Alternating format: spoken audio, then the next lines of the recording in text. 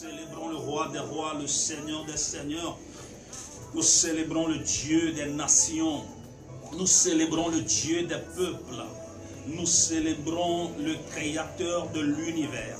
Nous célébrons le Dieu Tout-Puissant, celui qui a créé les cieux et la terre et tout ce qu'il renferme. Oh, nous célébrons l'Éternel des armées.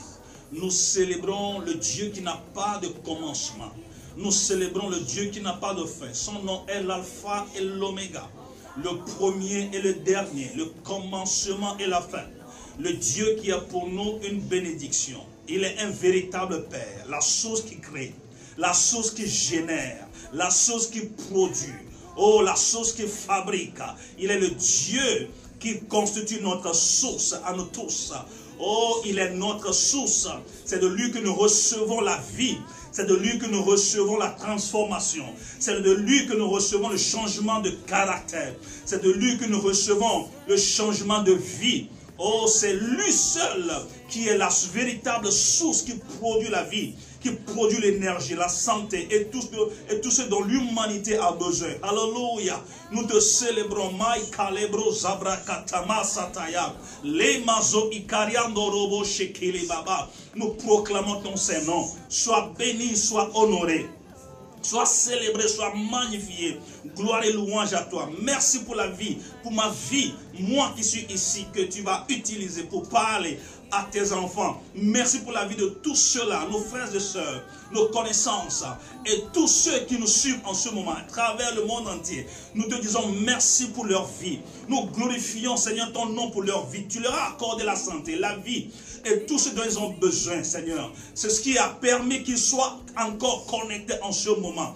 Béni sois-tu pour la vie de la famille Fleuve de Vie et pour la vie de tous ceux qui tous ceux qui sont fidèles à cette émission, tous ceux qui aiment ce que nous sommes en train de faire et qui sont en train de nous suivre en ce moment ou bien qui viendront nous suivre après. Que la gloire soit pour toi en faveur de leur vie, au nom de Jésus-Christ de Nazareth. Nous te confions la parole que nous allons partager. Nous avons besoin, Seigneur, que tu viennes nous instruire. Nous avons besoin de ta révélation, de ta connaissance. Nous avons besoin de la sagesse divine. La sagesse de Dieu est différente de la sagesse du monde. Sa sagesse, la sagesse de Dieu est différente de la sagesse des hommes. Oh Seigneur, merci. Aussi loin que les cieux sont élevés au-dessus de la terre, ainsi ta pensée sont loin élevées au-dessus de la pensée humaine. Oh, tu prends les hommes dans leur sagesse, dans leur folie. Oh Seigneur Jésus, oui, c'est toi qui façonne notre connaissance, notre personnalité au nom de Jésus. Oh, ta sagesse est la folie des hommes. Et la sagesse des hommes, c'est la folie devant toi, ô Père. Alors merci de nous réorienter en ce moment et de nous brancher à ta connaissance, de nous brancher à ta parole, de nous brancher à ta sagesse, la sagesse de Dieu, la sagesse du royaume, la connaissance qui vient d'en haut. Saint-Esprit, merci. Nous te faisons confiance. Tu es là et sois honoré, sois béni. Au nom tout puissant de Jésus. Alléluia. Gloire à Jésus. Nous bénissons le Seigneur, la vie, la santé et qui nous a permis, n'est-ce pas, d'être encore en ce lieu devant vous. Merci vous qui êtes en train de nous suivre en direct et ceux qui nous suivront après, que ce soit sur notre page Facebook, Église chrétienne Fleuve de Vie Sénégal, ou notre page YouTube, Fleuve de Vie Sénégal TV.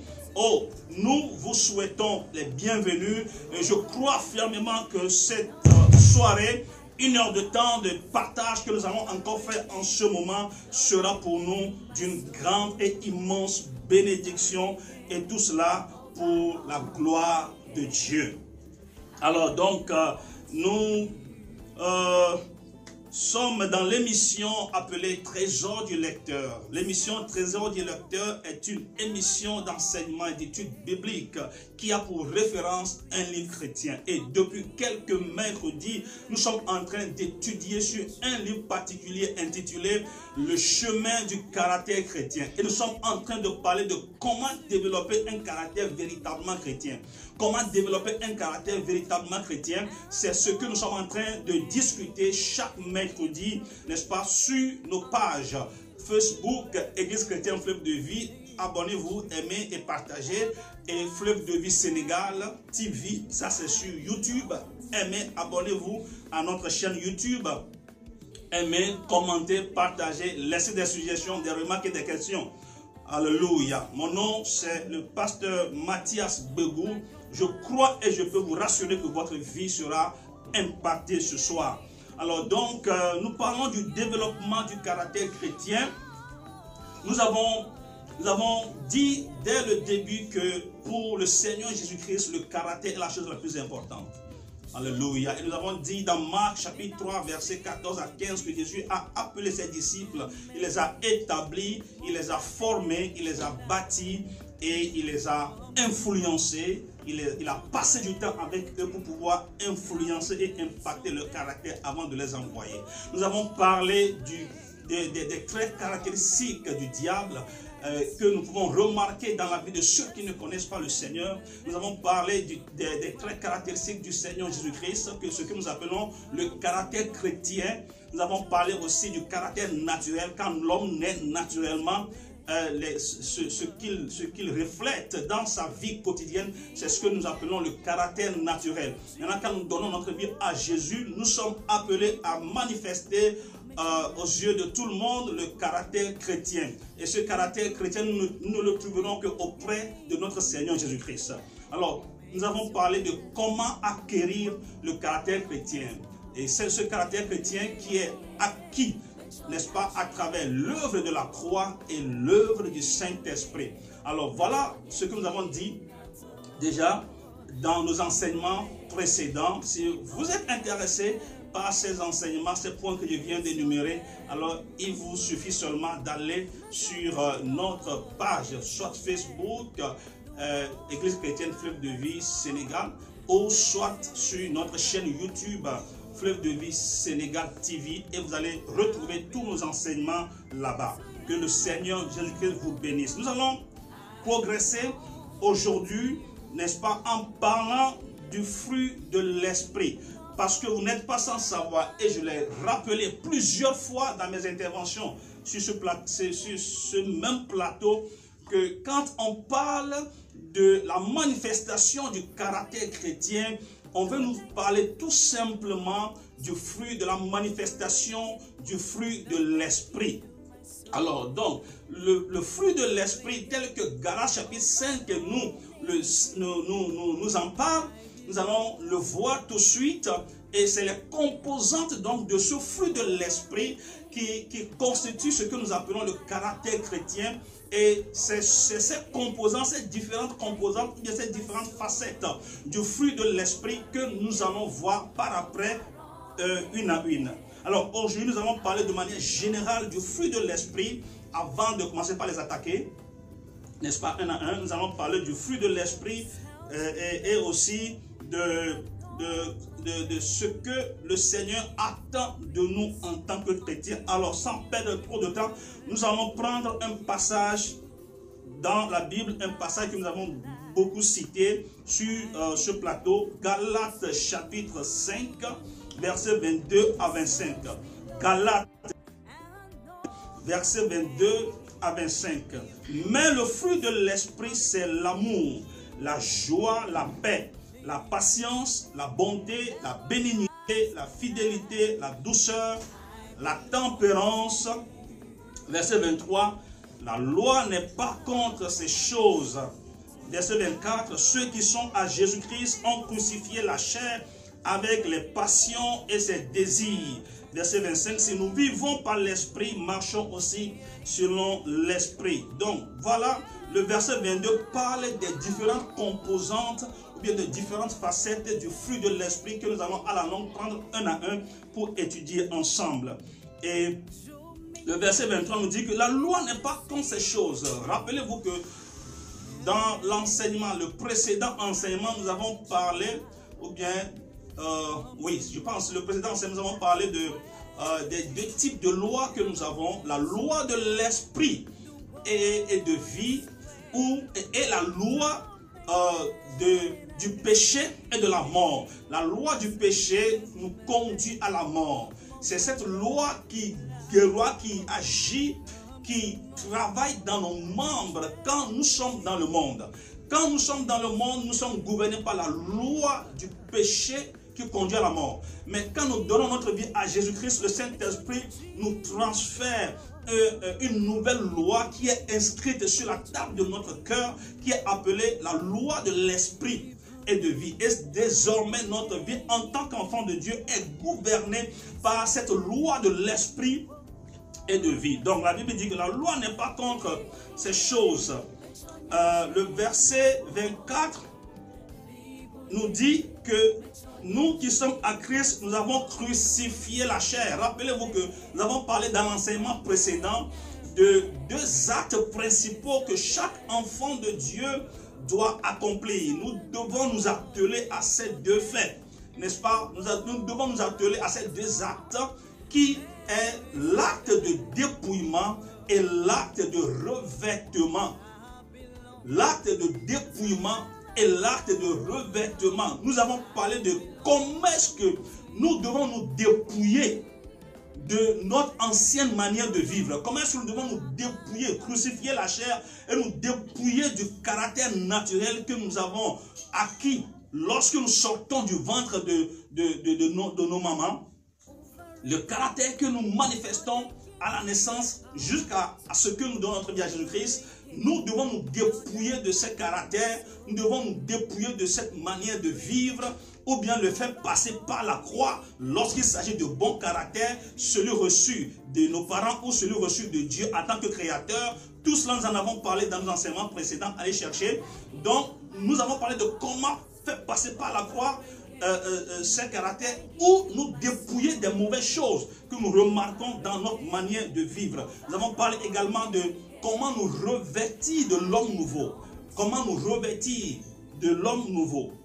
Donc, le dépouillement et du revêtement. Nous en avons parlé le mercredi passé. Donc, si nous nous dépouillons des mauvaises manières de vivre, nous devons nous revêtir du fruit de l'esprit. Et en faisant quoi? En vivant par l'esprit. Et l'autre fois, j'ai dit que vivre par l'esprit signifie manifester le fruit de l'esprit. Vivre par l'esprit signifie manifester le fruit de l'esprit.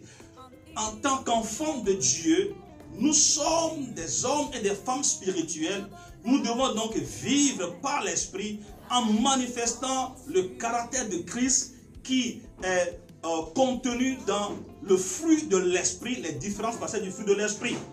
Nous devons aussi marcher selon l'esprit, c'est-à-dire se confier totalement, s'abandonner totalement à la direction du Saint-Esprit, s'abandonner totalement à l'orientation du Saint-Esprit, laisser toute sa vie entière gouvernée par l'Esprit de Dieu. C'est ça, marcher selon l'Esprit, vivre par l'Esprit et marcher selon l'Esprit. Alors, le fruit de l'Esprit est réellement le caractère total de Christ que chaque croyant doit manifester de manière ostentatoire aux yeux, aux vues et aux su de tous en tant que chrétien, ce que le monde va voir pour savoir que eh bien, ces enfants, enfin ces hommes, ces femmes sont différents de nous autres. C'est la vie de Christ que nous devons manifester. Et cette vie de Christ doit se manifester par le fruit de l'esprit. Donc, le fruit se retrouve, ces différentes facettes du fruit que nous venons de lire dans Galates chapitre 5 verset 2 se retrouvent dans la vie de notre Seigneur Jésus-Christ. Et en tant que chrétiens, nous devons tout faire pour manifester les mêmes fruits. Donc chaque croyant, au moment de la nouvelle naissance, possède le potentiel pour que tous les aspects du fruit de l'esprit puissent se manifester dans sa vie. Chaque croyant à sa nouvelle naissance, quand il donne sa vie à Jésus-Christ, chaque croyant a le potentiel de faire quoi? De vivre et de manifester de manière ostentatoire le fruit de l'esprit. Vous savez, à chaque fois on est tenté de dire le fruit de l'esprit, ok? Parce que le fruit de l'esprit est composé de plusieurs parties. Est-ce que vous comprenez? C'est composé de plusieurs parties. Donc, chaque enfant de Dieu reçoit ce potentiel. Rappelez-vous que j'ai dit dans l'un de nos enseignements que le jour où nous donnons notre vie à Jésus-Christ, nous recevons un dépôt. Le Saint-Esprit opère un dépôt, opère une transformation à l'intérieur de nous. Et il se produit un shift spirituel. Et nous recevons un dépôt, une bonne dose de l'Esprit. Ce n'est pas, bien entendu, ce n'est pas encore le baptême, ce que nous appelons le baptême dans le Saint-Esprit, ou bien le revêtement de l'Esprit. Non, mais nous recevons quand même une bonne dose de l'Esprit à notre conversion. Et ce dépôt que nous recevons déjà nous qualifie à manifester, ou bien à commencer par manifester les différentes facettes du fruit de l'Esprit. Donc c'est ce qu'on nous dit ici. Donc, mais même si nous avons reçu ce dépôt et qui nous qualifie déjà à vivre le fruit de l'Esprit, cela demande de notre part une certaine collaboration avec l'Esprit. C'est ça, vivre par l'Esprit et vivre selon l'Esprit. Donc c'est délibéré, c'est une question de volonté, ce n'est pas automatique. Nous n'allons pas rester là, dormir et voir l'Esprit, bien le fruit de l'Esprit se manifester en nous. Quoique nous ayons déjà reçu une bonne dose de l'Esprit, un bon dépôt de l'Esprit, bien des vertus du Saint-Esprit, il nous requiert donc une certaine collaboration avec le Saint-Esprit pour pouvoir véritablement manifester le fruit de l'Esprit. C'est ce que cette phrase-là, ce verset-là signifie en disant vivre par l'Esprit et selon l'Esprit. Cela sous-entend que c'est à nous de décider de vivre par l'Esprit, c'est à nous de décider de vivre selon l'Esprit. Donc cela requiert une collaboration entre le Saint-Esprit et nous. Nous devons être d'accord, nous devons nous mettre d'accord avec le Saint-Esprit pour vivre véritablement la vie de l'Esprit. Rappelez-vous que deux personnes ne peuvent pas faire route ensemble s'ils ne sont pas convenus de quelque chose. Donc tu ne peux pas marcher selon l'Esprit si tu ne te mets pas d'accord avec les principes de l'Esprit. Donc c'est un accord, c'est une entente que nous devons avoir fait avec le Saint-Esprit. Et ce n'est qu'en cela qu'il pourra vraiment nous aider à vivre selon ces principes. Donc, seuls ceux qui coopèrent avec le Saint-Esprit voient le fruit mûrir. Comme on l'entend, c'est un fruit. C'est un fruit et comme nous connaissons les fruits, un fruit naît, un fruit grandit, se développe, devient mûr. Vous voyez? Donc, ça, un fruit commence quelque part, ça génère, bien ça germe, ok? Ça se développe. Ça grandit, ça se développe et ça mûrit, ça doit mûrir. Donc, nous devons collaborer avec le Saint-Esprit pour voir la maturation de notre vie, du fruit de l'Esprit dans notre vie. Est-ce que vous comprenez? Donc, le fruit doit mûrir dans notre vie. Donc, quand nous commençons la marche avec le Seigneur, ce n'est pas automatique que nous puissions manifester toutes les facettes, bien le fruit de l'Esprit à un degré déjà élevé. Nous commençons quelque part, mais ce que nous recevons déjà en tant que dépôt, j'insiste sur ça pourquoi? J'insiste sur ça pour que nous tous nous puissions être dans notre vie. Donc la raison pour laquelle j'insiste sur le fait que nous avons un dépôt, c'est qu'il faut d'abord avoir cette assurance que tu es déjà qualifié. Parce qu'il y a des gens qui démissionnent déjà. Du moment où ils rencontrent certaines difficultés dans leur vie chrétienne, ils démissionnent. Non. Il faut être convaincu que tu as reçu la même dose de dépôt, tout comme moi, tout comme tout le monde. Et qui te qualifie déjà, qui te dispose déjà, et qui te permet déjà de vivre le fruit de l'Esprit. Et de mûrir dans ce fruit de l'Esprit. Ok? Donc, nous tous avons reçu cela. Amen. Alors, donc, c'est un véritable souci. C'est un véritable souci pour le Seigneur Jésus-Christ de voir ses enfants véritablement manifester sa vie. C'est le désir de Dieu, nous l'avons dit. Et tout comme c'est le désir de Jésus-Christ de nous voir en tant que ses enfants, en tant que ses disciples, vivre sa vie, de la même manière, le diable aussi veille à ce que ceux qui l'appartiennent manifestent ces traits caractéristiques, tels que nous avons enseigné dans l'un de nos enseignements. Donc, il veille à ce que ses enfants, ses adeptes vivent selon lui. Ça, c'est Satan. Jésus-Christ aussi veille à ce que, par son esprit, il veille à ce que ces enfants de Dieu, ceux qui sont lavés par le sang qu'il a versé sur la croix, il veille à ce qu'ils vivent véritablement le résultat de cette rédemption, le résultat de ce rachat, le résultat de cette œuvre accomplie à la croix. Donc le Seigneur Jésus-Christ veille à ce que nous puissions manifester ce fruit. Mais attention, le diable ne se contente pas des siens. Il veut aussi voir ceux qui appartiennent au maître revenir dans son camp. Ok? Donc, c'est ce qui se passe quand nous donnons notre vie à Jésus-Christ. Le diable estime que nous continuons toujours de lui appartenir. Donc, il veut tout faire pour nous imposer sa vie. Il veut tout faire pour nous forcer à vivre comme si nous étions encore dans le monde. C'est pourquoi c'est important cette révélation.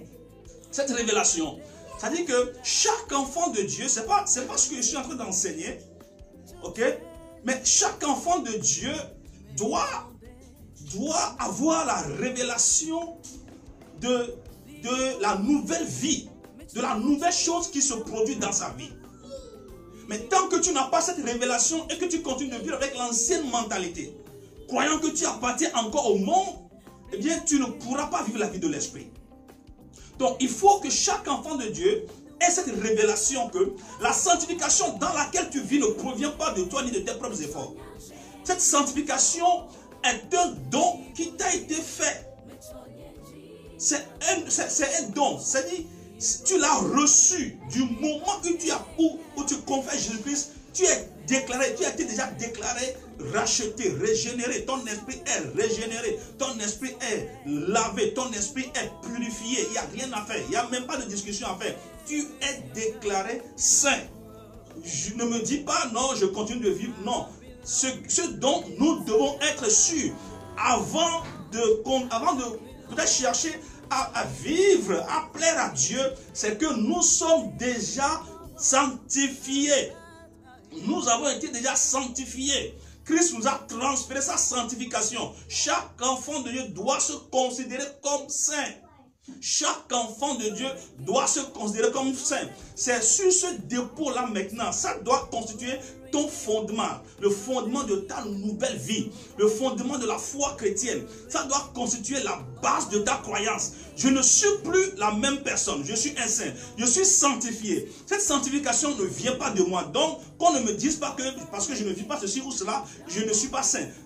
Comme si ça venait de moi. Non, ce n'est pas de moi que ça vient. Ça vient, on m'a gratifié de cela. Je l'ai reçu. Le ciel me l'a transféré. Donc on m'a transféré ma vie de sanctification. C'est ça qui constitue d'abord le fondement de ma vie chrétienne.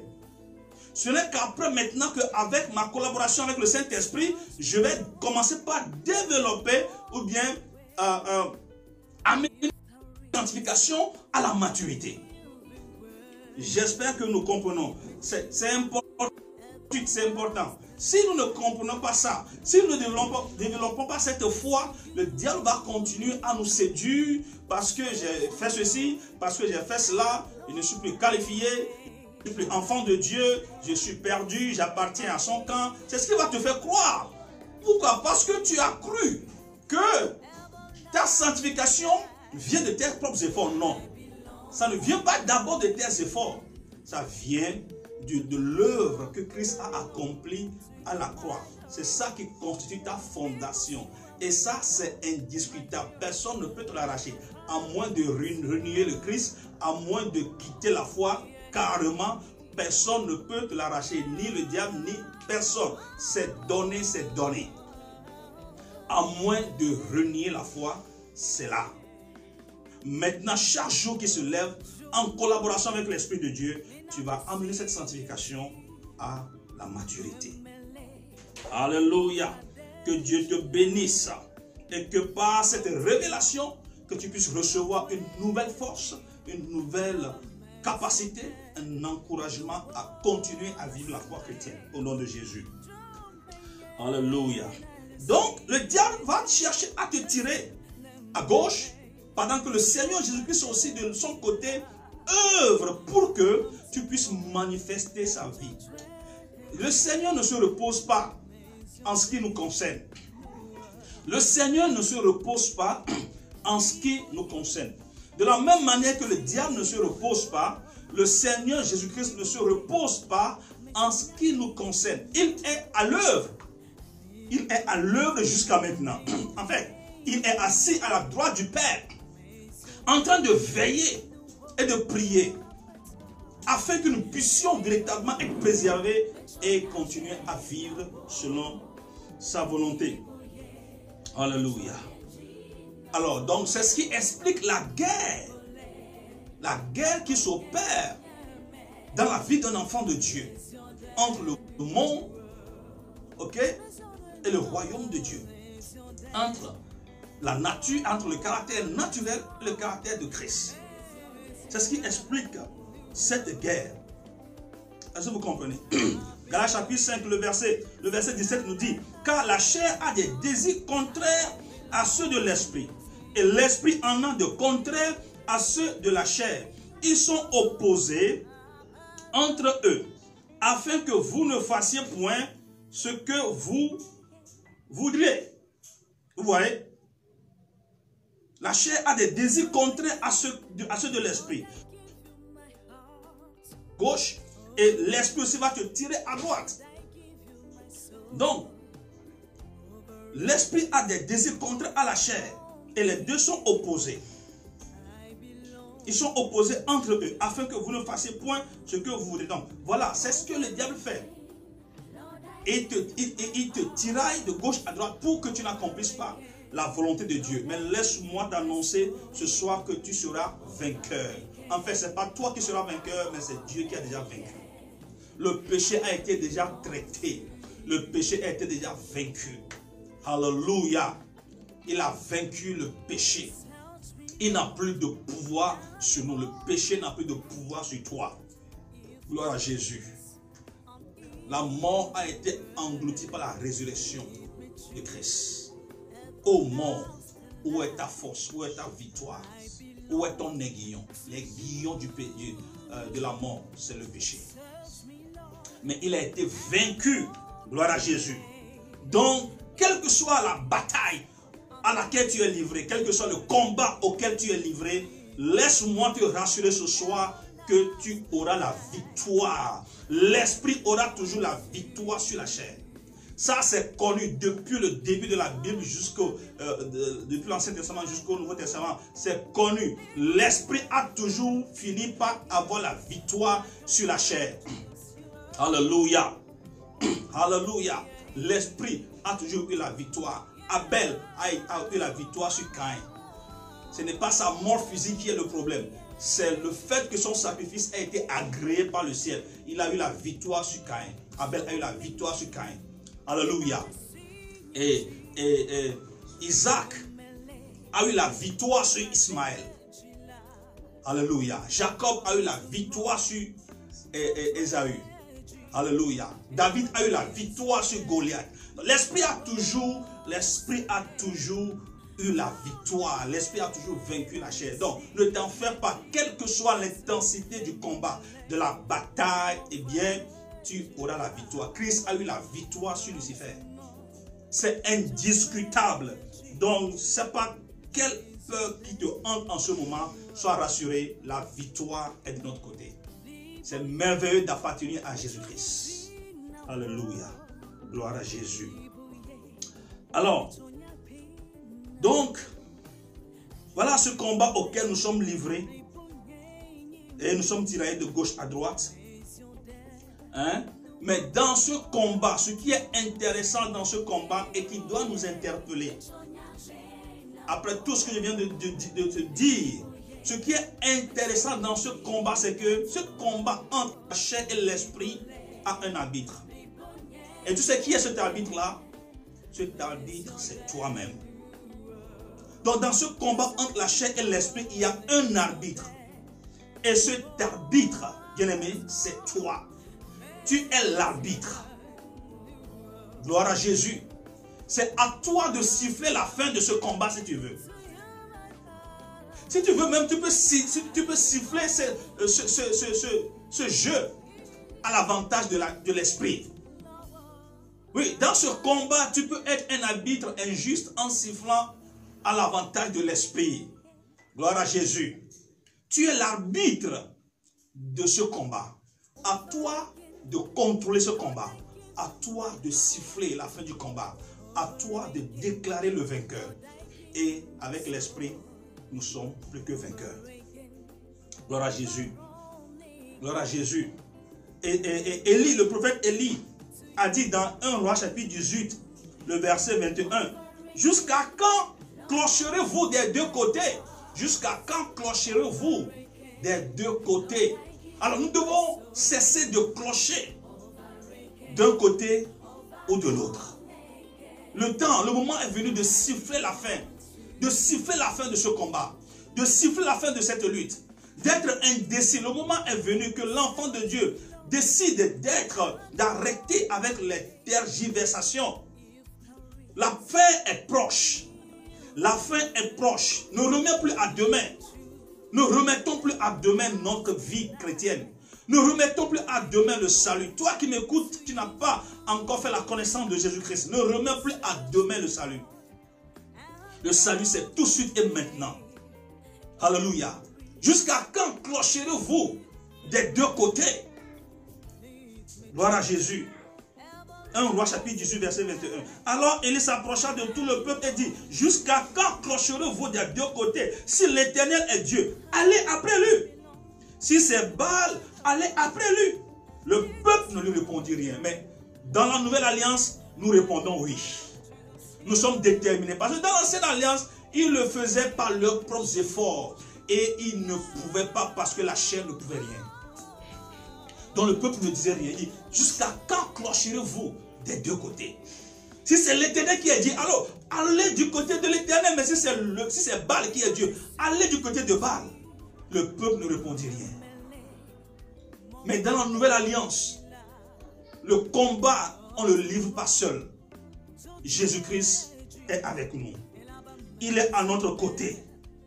Il combat le combat avec nous. C'est pourquoi le combat en Christ est plus facile. La vie chrétienne est plus facile parce que nous nous reposons déjà sur l'œuvre que Christ a faite. C'est comme David qui voulait bâtir un temple pour Dieu. Et Dieu lui a dit, David, je veux bien que tu me bâtisses un temple, mais sauf que tes mains sont trop souillées de sang. Tu as versé trop de sang, tu es un homme de guerre. Mais laisse que ton fils Salomon vienne me le faire. Alors David dit, dans ce cas, il faut que j'apprenne tout le nécessaire pour que mon fils Salomon puisse venir et bâtir le temple sans trop souffrir. Et David donc a mis tous les nécessaires, tous les dispositifs ont été mis en place. Il a appelé, convoqué les anciens, ses collaborateurs. Il leur a parlé clairement. Aider mon fils à atteindre l'objectif, le but. Donc du coup, quand Salomon est venu, il n'a plus trop souffert avant de bâtir le temple de Dieu. C'est l'œuvre, plus que ça, même que Christ a accompli pour nous. Il a déjà mis tous les dispositifs. Tout le dispositif est en place. Tout ce qu'il nous faut pour vaincre, pour gagner cette bataille a été déjà... En fait, la bataille a été déjà gagnée. Gloire à Jésus. Il les a livrés publiquement en spectacle. Il a triomphé d'eux à la croix en les livrant publiquement en spectacle. Il les a dépouillés de leur pouvoir, de leur autorité. Le péché a été dépouillé de son pouvoir. Le péché a été dépouillé de son autorité. Frère, est cette révélation. C'est-à-dire, le diable nous a toujours fait comprendre que le péché est plus fort que non. Regarde combien de fois tu as essayé, mais tu as toujours tombé. Tu es toujours tombé. Qui t'a dit que tu peux t'en sortir? Nous faisons croire que le péché est plus fort que nous. Non, on n'est plus esclave du péché. Christ nous a délivrés de cette chaîne du péché. Gloire à Jésus. Il nous a délivrés de cette chaîne. Alors pendant que je te parle ce soir, je prophétise, je proclame que les chaînes du péché soient brisées dans ta vie. Cette vie pour laquelle tu es devenu un esclave. Cette vie qui t'enchaîne, ce péché qui t'enchaîne, c'est ce péché qui t'enveloppe et pour lequel tu es devenu un esclave. Je t'annonce maintenant la délivrance au nom de Jésus. Je t'annonce la délivrance. Je proclame le brisement de cette chaîne maintenant. Que cette chaîne de péché disparaisse au nom de Jésus. C'est devenu ta vie. C'est devenu ta vie. C'est comme tu ne peux plus t'en sortir. Il t'enveloppe. La Bible parle dans Hébreu du péché qui nous enveloppe si facilement. Mais sois délivré de ce péché qui t'enveloppe. Au nom de Jésus. Makabro satakabaya. Rekamazo ikarian delebrakataya. Sois dépouillé. Et sois délivré de ce péché qui t'enveloppe si facilement. Au nom de Jésus. Reçois la révélation ce soir. Il n'a aucun pouvoir. Ne l'accepte pas. Même si tu es tombé 1000 fois. Il ne faut jamais accepter la défaite. Il ne faut jamais accepter que je ne pense pas qu'on peut s'en sortir. Il ne faut jamais accepter ça. Ça, c'est le langage du diable. C'est le langage du diable. N'accepte jamais cela. N'accepte pas la défaite. Au nom de Jésus. Car Christ a triomphé d'eux sur la croix. Gloire à Jésus. La différence entre le combat contre le péché dans l'Ancien Testament et dans le Nouveau Testament, c'est que nous combattons déjà dans la victoire. Et Christ est là avec nous, en train d'œuvrer pour nous. Regardez ce verset avec moi. Éphésiens chapitre 5. Éphésiens chapitre 5, le verset 25 à 27. Éphésiens chapitre 5, 25 à 27. 25 nous dit, Marie, aimez vos femmes comme Christ a aimé l'Église et s'est livré lui-même pour elle. Qu'est-ce que Christ a fait lui-même? Il s'est livré lui-même pour toi et moi. Gloire à Jésus. Christ s'est livré lui-même. Il n'a pas attendu que tu sois saint, que tu sois pur, que tu sois sans péché. Il s'est livré lui-même déjà pour nous. Gloire à Jésus. Verset 26. Afin de la sanctifier par la parole, après l'avoir purifiée par le baptême d'eau. Qu'est-ce que Christ va faire? Qu'est-ce que Christ a fait? Il a sanctifié quoi? L'église que toi et moi nous constituons. Il nous a sanctifiés par sa parole. Et la parole que tu es en train d'écouter ce soir, par cette parole, tu es en train d'être sanctifié. Tu es en train d'être purifié. Christ nous sanctifie chaque jour quand nous écoutons sa parole. Quand nous écoutons sa parole nous fait du bien. Sa parole nous libère. Sa parole nous délivre. Sa parole nous affranchit. Vous connaîtrez la vérité et la vérité vous affranchira. Pendant que je te prête cette vérité ce soir, tu es en train d'être affranchi de toutes sortes de vies que tu as toujours détestées dans ta vie. Il te sanctifie par sa parole. Gloire à Jésus. Il te sanctifie. Comment? Par sa parole. Sa parole est la vérité. Alléluia. Il n'y a pas une autre vérité que ça. Il a plu à Dieu de sauver le monde par la folie de la prédication. J'aime beaucoup ce verset. La parole te libère maintenant. La parole te délivre maintenant. Au nom de Jésus-Christ de Nazareth. Donc, qui va le faire? La Bible dit c'est Christ lui-même. Gloire à Jésus. Donc, ne te décourage pas. Donc, ne baisse pas les bras. Gloire à Jésus. Afin de la sanctifier par la parole, après l'avoir purifié par le baptême d'eau. Gloire à Jésus. Par la foi, nous sommes purifiés. Ce n'est pas l'eau dans laquelle nous nous plongeons qui nous lave du péché. Mais spirituellement, en posant ce acte, nous quittons un monde de péché pour rentrer dans un monde de sanctification. Dans le monde, dans le royaume de lumière de Jésus-Christ. Et du moment où nous rentrons dans ce royaume, automatiquement nous sommes purifiés. Nous sommes déclarés purifiés, sanctifiés. Gloire à Jésus. Et c'est lui-même qui le fait. Verset 27. Afin de faire paraître devant lui cette église glorieuse, ni rien de semblable, mais sainte et irrépréhensible. Alors, Christ est à l'œuvre. Il continue d'œuvrer. Il est à l'œuvre actuellement. Il est en train de se battre encore pour nous. Afin de faire quoi? Parce que sa mission, sa vision, sa mission, le but final, c'est de présenter au Père ce jour une église sans tache. Une église sans ride. Gloire à Jésus. Et rien de semblable. mais une église sainte, une église irrépréhensible. Donc, nous devons être rassurés. Christ va le faire.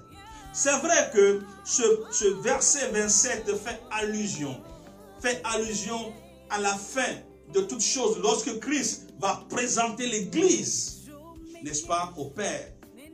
Oui.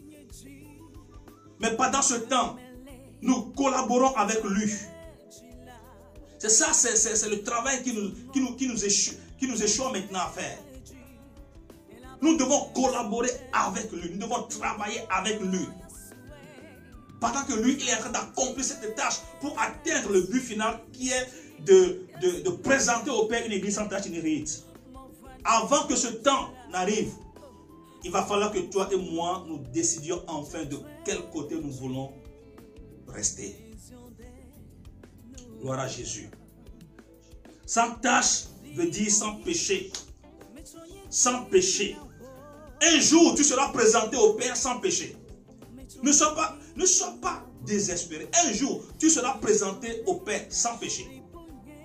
Gloire à Jésus. Sans ride.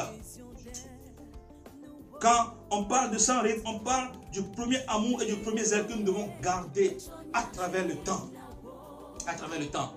Parce que les rides apparaissent sur le corps d'une personne quand la personne devient vieille.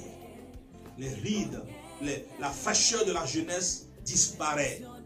La force, la vigueur de la jeunesse disparaît. Alléluia. Mais dans notre cas, notre vigueur sera maintenue. Notre force sera maintenue. Oh, tu ne vas pas, Christ ne va pas te perdre. Christ ne va pas te perdre. Il va te garder. Il va te garder vivant. Il va te garder auprès de lui.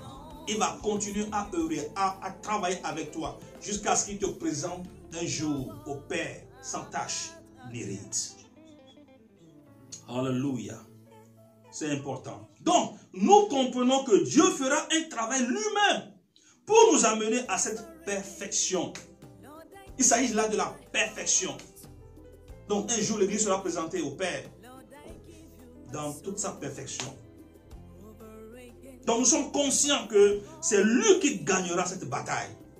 Si c'est lui qui doit faire l'œuvre, le travail, alors, si déjà la finalité est déjà clairement dessinée, l'itinéraire est dessiné, l'objectif final est arrêté, c'est une église sans tache ni ride, alors ça veut dire que la victoire est déjà claire, décidée, la victoire est déjà arrêtée.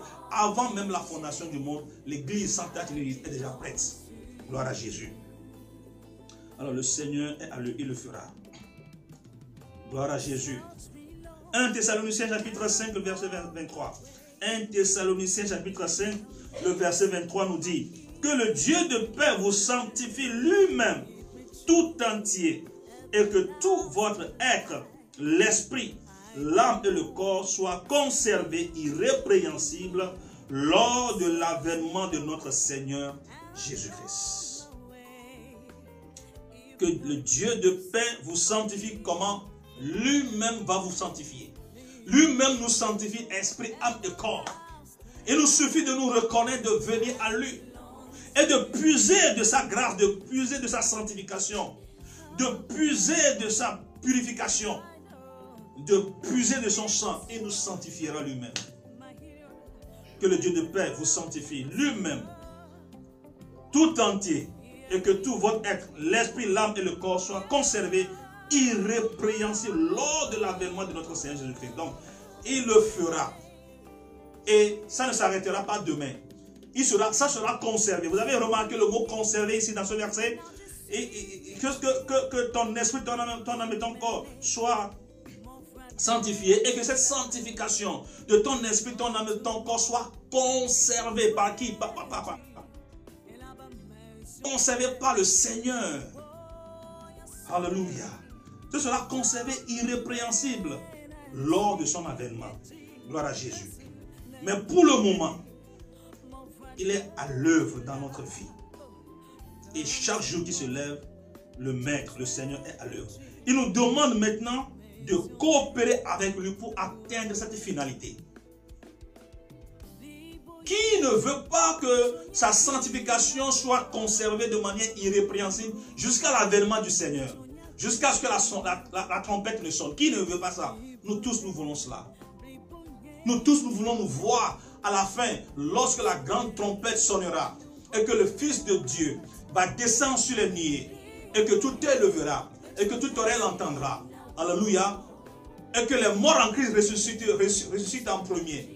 Et que nous, qui serons vivants, en un clin d'œil nous serons transformés et élevés, aller à sa rencontre sur les nuées et partira avec nous. Qui ne veut pas ça? Nous tous, nous voulons ça. Alors pour que cela puisse arriver, pour que nous puissions arriver à cette finalité, il va falloir que notre sanctification soit conservée de manière irrépréhensible. Mais laisse-moi te rassurer que c'est le Maître lui-même, c'est le Seigneur Jésus-Christ lui-même qui va conserver notre sanctification de manière irrépréhensible. Mais bien entendu, bien sûr, avec notre collaboration. Alléluia. Gloire à Jésus. Donc, cela demande de notre part une certaine persévérance. La persévérance, la patience. Amen. Nous devons persévérer dans cette œuvre de sanctification et nous devons aussi garder patience. Parce que certains, en écoutant ces enseignements, se découragent. Certains, en écoutant ce que nous disons, disent: ah, est-ce que je peux y arriver? Est-ce que je peux vivre la vie de Dieu? Est-ce que je peux vraiment conserver ma sanctification? Ne soyez pas affolés. Vous savez, la crainte et la peur ne fait que intensifier notre, comment appelle-t-on? La peur qui nous anime ne fait que nous noyer davantage. Est-ce que vous comprenez? Quand tu t'inquiètes, quand tu t'affoles, quand tu t'agites, trop, tu vas t'en noyer, le diable va t'en noyer plus. Mais sois rassuré. Sois rassuré. Et garde la conviction. Alléluia. Donc, ne soyons pas découragés. Je pense que l'apôtre Paul, dans Romains chapitre 7, a dit la même chose. L'apôtre Paul s'est inquiété lui aussi. Mais à la fin, il a dit quelque chose qui est intéressant. Il dit: car je ne fais pas le bien que je veux et je fais le mal que je ne veux pas. Misérable que je suis, qui me délivrera du corps de cette mort? Mais il a dit: gloire à Jésus-Christ. Gloire à Jésus-Christ qui m'a délivré du péché. Alléluia. Donc, Jésus-Christ va nous délivrer de cette mauvaise manière de vivre. Donc, si nous faisons face à ce constat par rapport à notre vie, lorsque nous faisons face à ce constat, par exemple ce que je suis en train de dire, nous pouvons peut-être analyser notre vie et dire: est-ce que vraiment ce que le pasteur dit est vrai? Est-ce que je peux expérimenter ça? Parce que j'ai fait des expériences et ça n'a jamais marché pour moi. Alors, les gens se comportent de 4 manières. Première manière, ils se sentent très découragés et se disent qu'il serait impossible que leur vie soit transformée. Donc, ça dit que ils se laissent, ils abandonnent. Ils disent que bon, c'est pas sûr que vraiment leur vie puisse changer encore. Alléluia. Mais c'est une pensée qui vient de l'ennemi. Il ne faut jamais accepter ça. C'est une pensée défaitiste. Il ne faut jamais accepter la défaite. Amen. Il y a un deuxième groupe de personnes qui prennent cela à la légère aussi. Et peut-être parce qu'à force d'essayer, que ça n'a pas marché, ils disent: bon voilà, peut-être que c'est comme ça que je suis né. C'est comme ça que je suis né et je ne peux jamais changer. Donc voilà, c'est ma nature. Je suis né comme ça. Il y a certaines personnes qui manifestent certains caractères et qui se plaisent à dire que c'est comme ça ils sont. Que tu n'as qu'à les accepter comme ça. Soit tu les acceptes comme ça, soit Ok? Tu les rejettes. Et ils ne font aucun effort pour collaborer avec le Saint-Esprit pour voir leur vie transformée. Il y a un troisième groupe de personnes qui pourraient aussi se mortifier, s'inquiéter sans cesse à cause de son mauvais caractère. Je dis qu'il ne peut en aucun cas plaire à Dieu et attendre d'être parfait avant de faire quoi que ce soit. Alors, ce troisième groupe de personnes, qu'est-ce qu'ils disent? Ils disent que vu leur état, vu leur situation, ils n'ont même pas besoin d'aller dans la présence de Dieu pour faire quoi que ce soit. Parce que de toute la façon, Dieu les a déjà oubliés. Dieu les a déjà rejetés. Donc, ils attendent d'être vraiment parfaits, être sans tache ni ride, avant de faire quoi que ce soit pour le Seigneur. Non. Nous ne devons pas être dans le premier groupe et dire, bon, vu ma vie, vu mon caractère, rien ne peut changer. Ok? Nous ne devons pas aussi nous laisser aller à la résignation, être dans le deuxième groupe et prendre ça à la légère que bon, je suis né comme ça. Je suis né comme ça, soit tu m'acceptes comme ça. Si Dieu veut, Dieu n'a qu'à m'accepter comme ça. Sinon, c'est comme ça, moi je suis. C'est lui-même qui m'a... Voilà, vous entendez ce genre de paroles peut-être dans la bouche de certaines personnes. C'est Dieu lui-même qui m'a créé comme ça. Donc, c'est comme ça que je suis. Ça veut dire que c'est quelqu'un qui ne se fatigue plus pour que quoi que ce soit change dans sa vie. Ok? Et il y a ce troisième groupe-là aussi. Nous ne devons pas être dans ce troisième groupe et dire, bon, j'attends, je reste dans mon coin, dans ma vie. Et lorsque je serai prêt, je peux maintenant servir le Seigneur. Non. Nous devons au contraire être dans ce quatrième groupe, décider d'apporter l'analyse de notre caractère au Seigneur, être humble et sincère, venir à Dieu, reconnaître nos défaites, reconnaître notre incapacité de changer, quoi que ce soit dans notre vie, et nous en remettre totalement et parfaitement au Seigneur et dire, nous savons que nous ne pouvons pas, nous savons que par nos efforts nous ne pouvons pas, nous n'arrivons pas d'ailleurs, mais nous sommes convaincus, nous croyons que c'est lui qui peut nous changer. Nous venons donc à lui pour qu'il puisse transformer notre vie. Ça doit être le raisonnement normal d'un enfant de Dieu qui a le désir de plaire au Seigneur. Ça doit être notre raisonnement. Quel que soit ce qui se passe, quel que soit ton caractère, quelle que soit ta vie, n'abandonne pas. Ne laisse pas tomber. Ne dis pas c'est comme ça, c'est Dieu lui-même qui m'a créé comme ça, non. Lui-même, il s'est avant de me créer comme ça. Ça, c'est une attitude de rébellion vis-à-vis de Dieu. C'est une attitude de rébellion vis-à-vis de Dieu. C'est être ingrat vis-à-vis du Créateur. Ce n'est pas Dieu lui-même qui t'a créé comme ça. Il nous a créé à son image et sa nature. Dieu, sa nature à lui ne lui permet pas de créer quelqu'un de cette manière. Alléluia. C'est les circonstances de la vie qui t'ont transformé comme ça. Ok? C'est des choses que tu as héritées peut-être de ta famille. Ok? Donc, la pensée logique d'un enfant de Dieu doit être comment? Être humble, reconnaître ses erreurs, reconnaître son état déchu.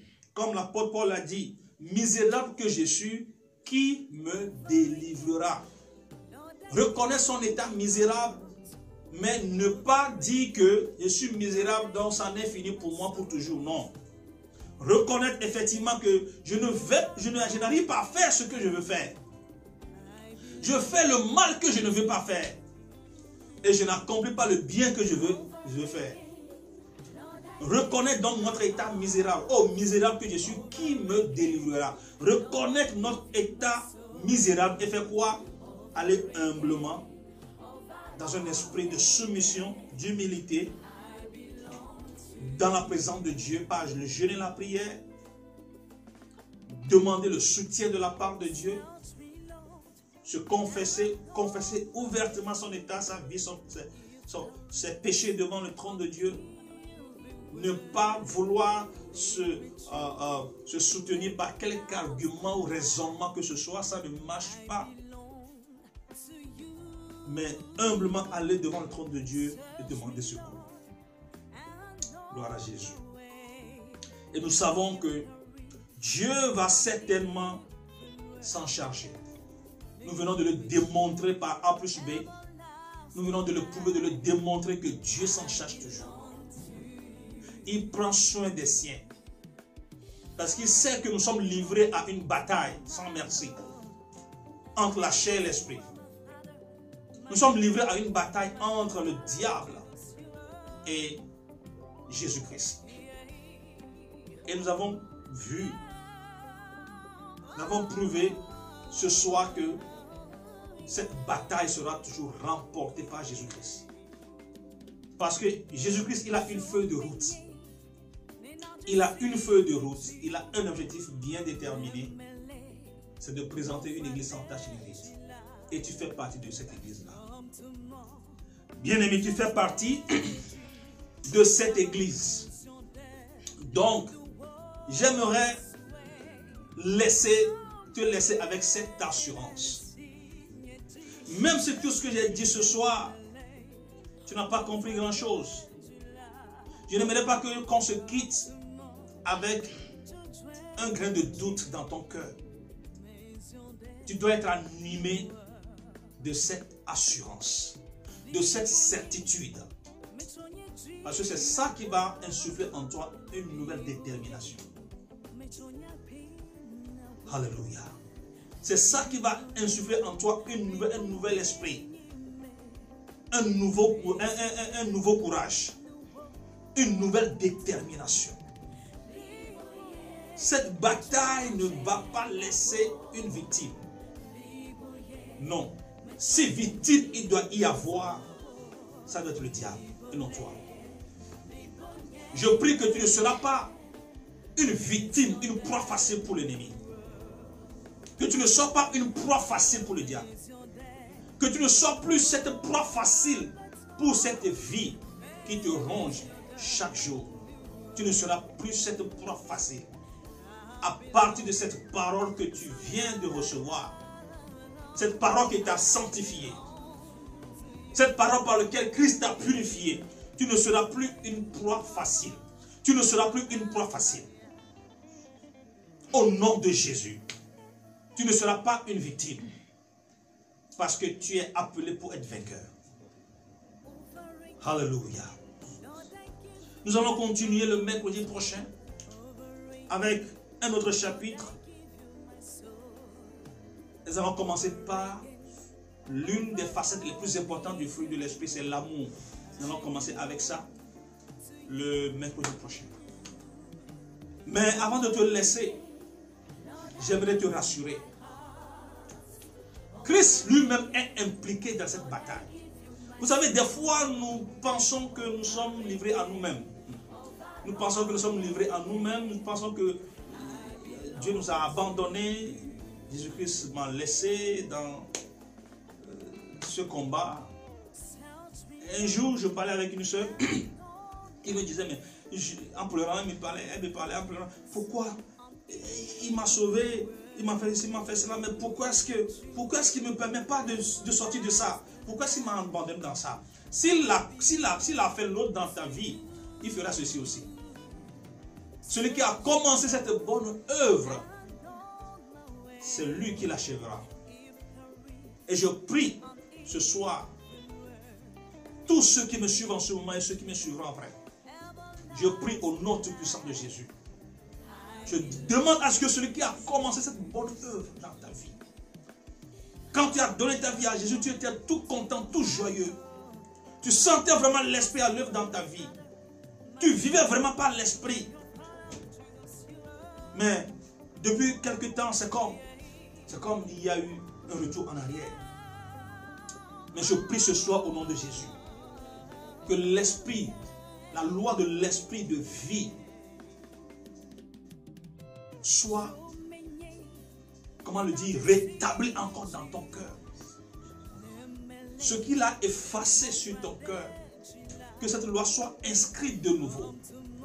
Que, au lieu que ce soit la puissance de la loi du péché, de la mort qui agit et qui vibre tes membres, je prie maintenant au nom tout puissant de Jésus, que ce soit au contraire la loi, la puissance de la loi de l'esprit et de vie qui s'agite dans tes membres. Au lieu que ce soit la loi du péché qui pousse tes membres vers le péché, au nom de Jésus, que ce soit la loi de l'esprit de vie qui pousse tes membres vers la gloire, la sanctification au nom tout puissant de Jésus. Que les membres de ton corps soient voués et dédiés au service de Dieu et non au service du diable au nom de Jésus. Les yeux, que tes yeux, que tes mains, que tes pieds, au lieu de servir les intérêts du diable, ce soir je prie au nom de Jésus-Christ de Nazareth, que les membres de ton corps soient dédiés au service du Très-Haut. Désormais, au nom tout-puissant de Jésus, reçois-le maintenant et que cela s'accomplisse dans ta vie, au nom tout-puissant de Jésus-Christ de Nazareth. Amen. Que Dieu te bénisse et qu'il t'assiste dans tout ce que tu es en train de faire, qu'il te soutienne pendant ce temps difficile. Ces enseignements, vous allez les retrouver sur notre page Facebook, Église chrétienne Fleuve de Vie Sénégal. Aimez la page et partagez la vidéo. Vous allez retrouver aussi tous les enseignements sur notre chaîne YouTube, Fleuve de Vie Sénégal TV. Et les débuts de ces enseignements jusqu'à maintenant se trouvent là-bas. Et toutes nos prédications de dimanche. Aimez, abonnez-vous à notre chaîne YouTube, partagez-le et que le Seigneur vous bénisse.